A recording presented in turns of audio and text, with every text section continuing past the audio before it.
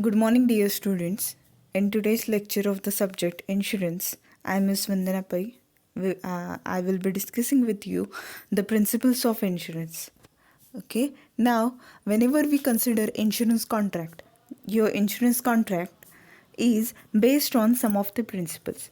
Okay, means whenever you are taking insurance or you are insuring yourself or your property, okay, or any subject matter on which you do have some interest, okay, whenever you are having such type of insurance, at the time you need to, yes, consider some of the principles, or some of the principles, they are very important from this viewpoint. Okay, so whenever we consider the principles of insurance, they are grouped into two parts. Okay, the first part is primary principles and the second part is secondary principle. See, whenever a person approaches the insurance company to have insurance policy, he needs to know, or he is required to keep in mind some of the principles. Yes, see, whenever you approach the insurance company for taking insurance contract or for entering into insurance contract, yes, the insurance officers or the concerned people related to insurance policy or insurance contract, yes, they do alert you to follow some of the rules and regulations, is it? Or if you don't follow some of the rules and regulations into your insurance contract, what will happen? Yes, the insurance company might reject the payment of compensation. This might happen. So if you think that your insurance contract, it should not be broken, or there should not be any break into the insurance contract, yes, you need, if anything happens to your subject matter after you take the insurance policy or in the duration of the insurance contract, yes, the insurance company should readily pay you the amount of compensation. If you think in this way, surely, okay, what you should be doing is, yes, you are required to follow the principles of insurance. Okay, बघा, principles of इन्शुरन्सला मराठीमध्ये विम्याची तत्वे असं म्हटलं जातं. Okay, so whenever we consider the principles of insurance, yes, they are classified into two parts. First one is primary insurance and the second part is secondary insurance. Okay, now whenever we consider primary insurance, okay, primary principles of insurance, yes, they are further grouped into 5 parts. Okay, which are this? Yes, principle of cooperation, principle of probability, principle of utmost good faith, principle of insurable interest, and principle of indemnity. Okay, see, at the primary level you are required to keep this 5 principles into viewpoint. Okay, these are the primary principles of insurance. Okay, so one by one we will go through all these principles. Okay, also we will be studying the secondary principles of insurance. Okay, so the first principle which is included in primary principle of insurance is principle of cooperation. Okay, principle of cooperation. Cooperation is oneness, right? Cooperation, what it means? It means oneness. See,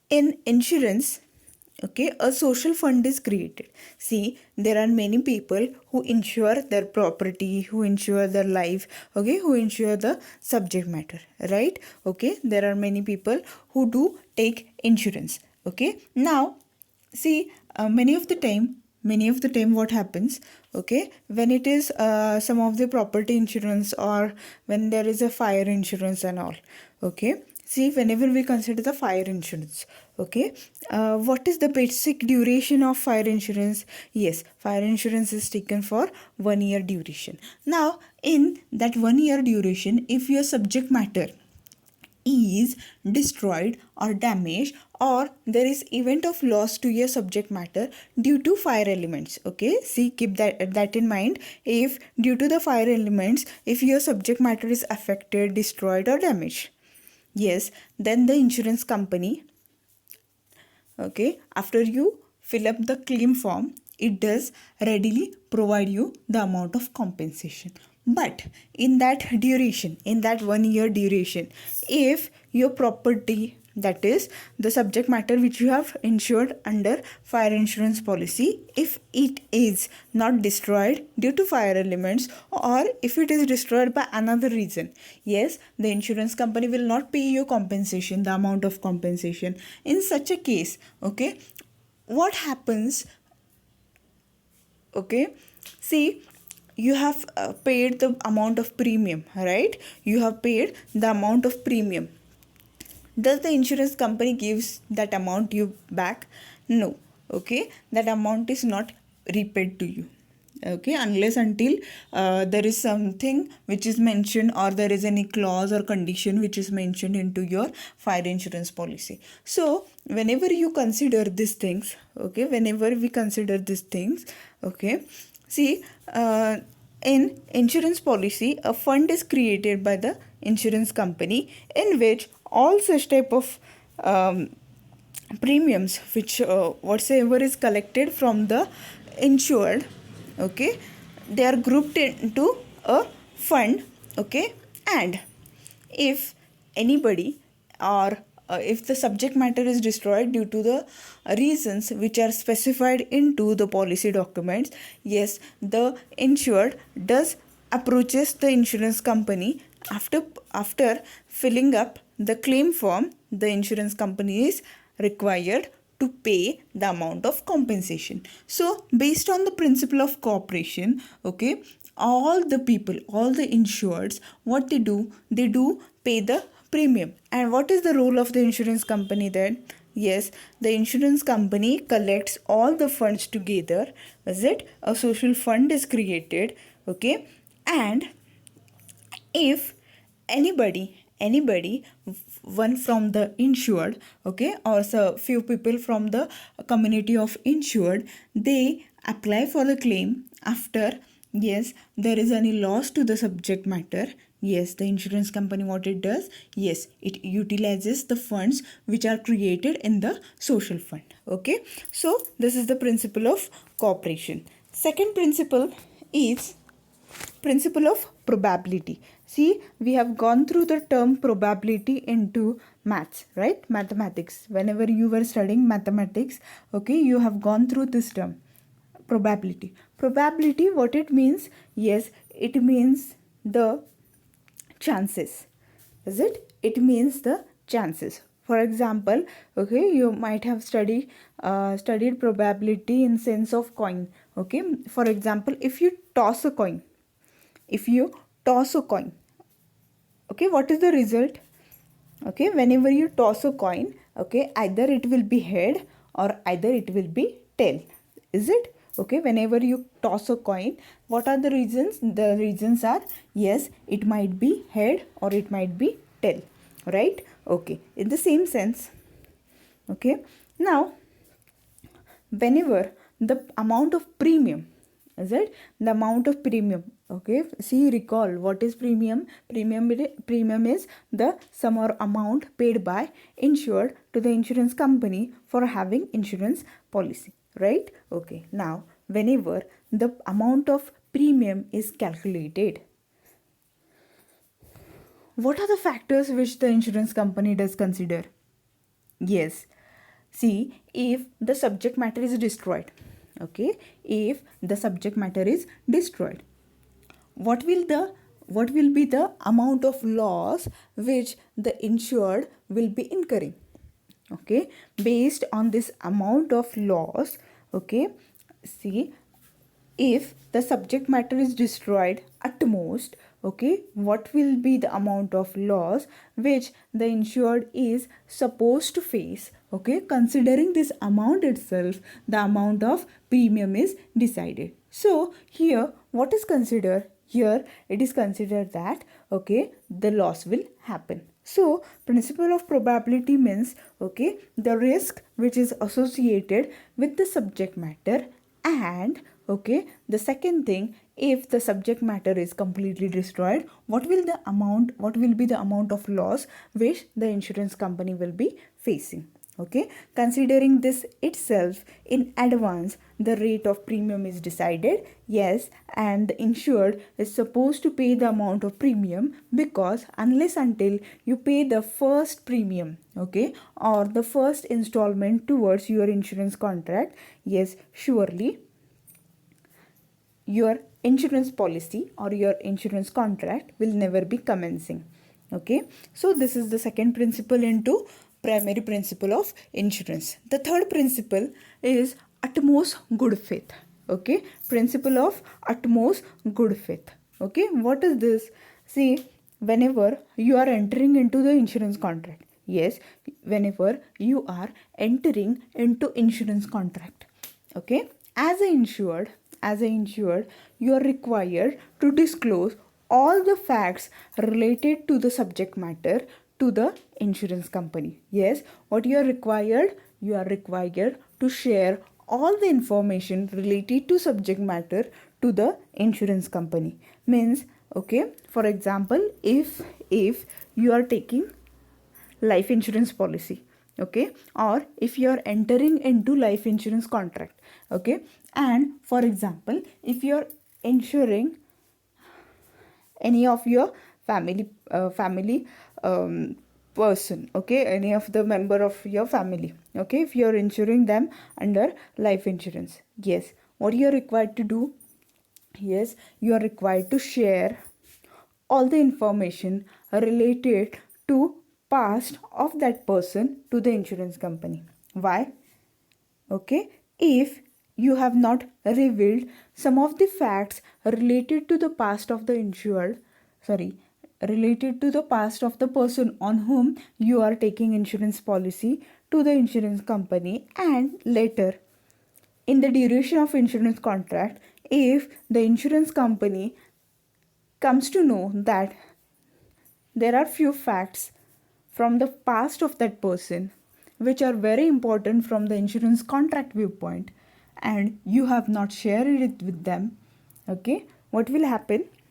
Yes, the insurance company can break the contract, can breach the contract. Okay, so here what you are required to do? Yes, each party towards the contract, yes, either it might be insured as well as the insurer. Yes, the insurance company is also supposed to disclose all the facts related to the insurance contract, or share all the facts related to the insurance contract to whom?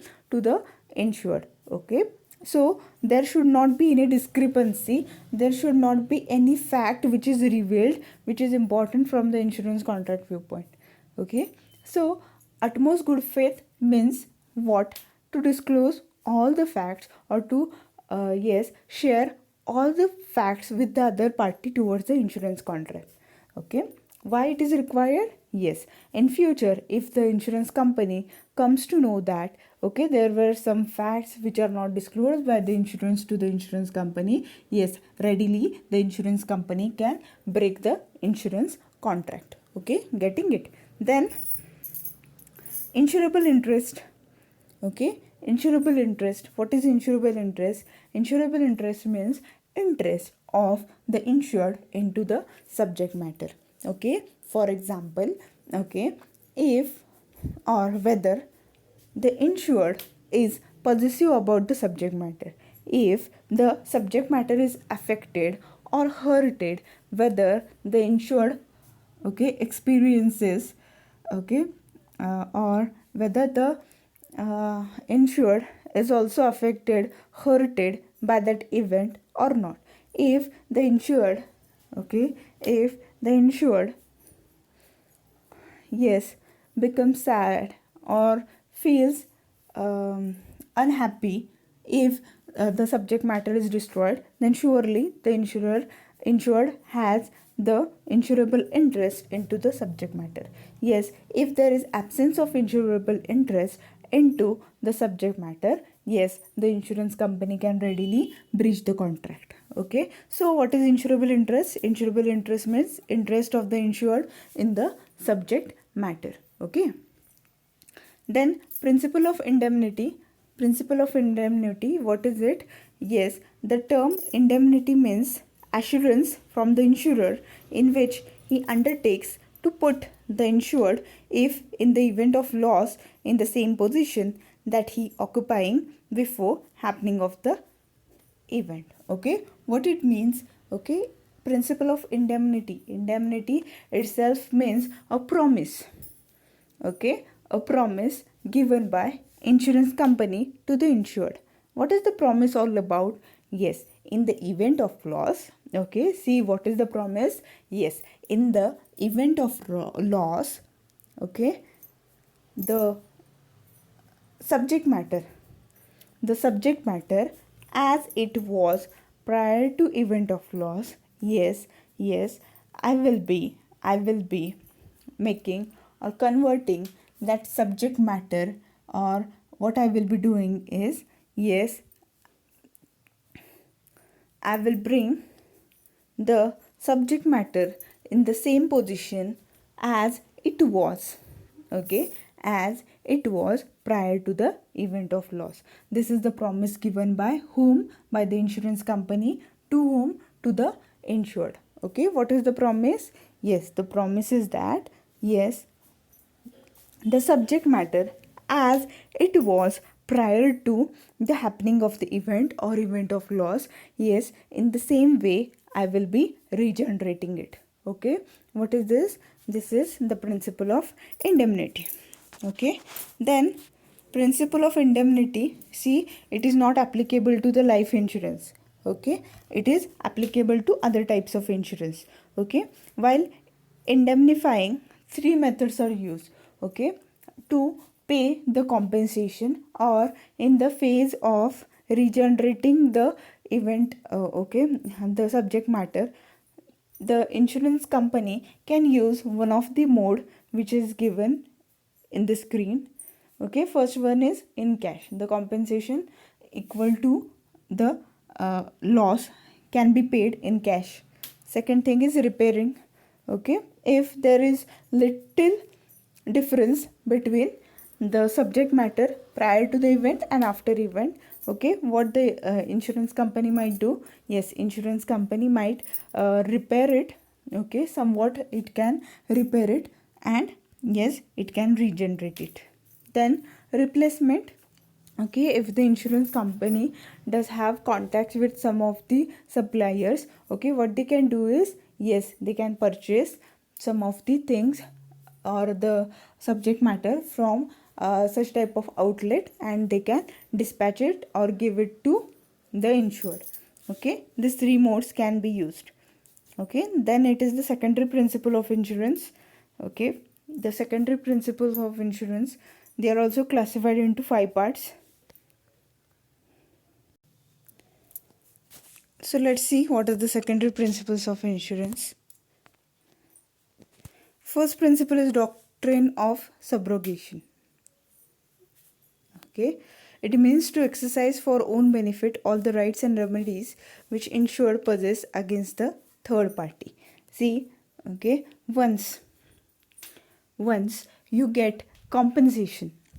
Yes, once you get compensation. Okay, if the insurance company needs to carry the spare parts or affected parts of the subject matter, yes, as they have paid you the amount of compensation.